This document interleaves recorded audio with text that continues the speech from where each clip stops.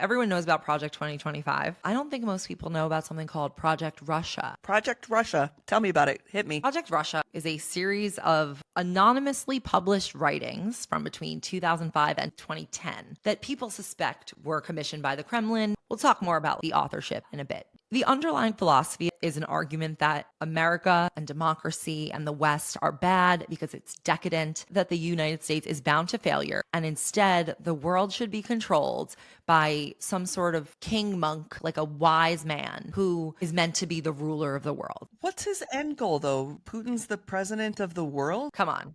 Never underestimate a man's ego. I was reading something today, it was a tweet where one of the Donald Trump cronies were saying something like, competent white men need to be at the top. I'm like, okay, why are y'all so insecure if you're so competent and wonderful? This idea that there should be this like king of the world centers on having one world religion. Obviously, it's like a traditional white patriarchy. That's where they align with the right wing and the Heritage Foundation and Tradwives. So you see why it does actually fit as a puzzle piece that goes with Project 2025. Their specific goals are to destroy NATO, get rid of the EU in favor of recreating the nation states in Europe, put the UK and the US in alignment to weaken them collectively, make Turkey sort of the key country of a Eurasian movement that would include the Middle East, Greece, and potentially even Japan. And Xi Jinping would have dominion over much of the South Pacific. You always bring such devastating news, Samantha. I'm genuinely riveted, though. Now, also, there was the advent of BRICS. That is an economic alliance, which is partially trying to create an alternative to the US dollar. So if the US does default on the debt ceiling, that would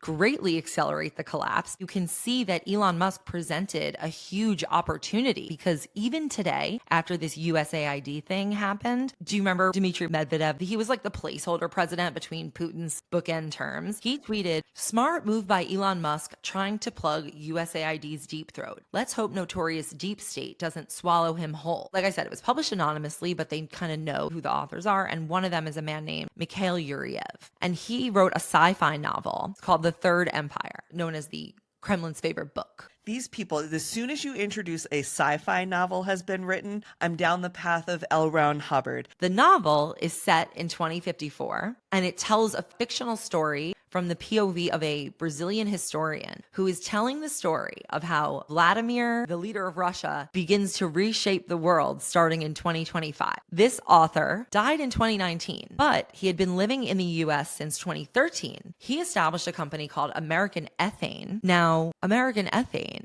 became a funder and backer of House Speaker Mike Johnson.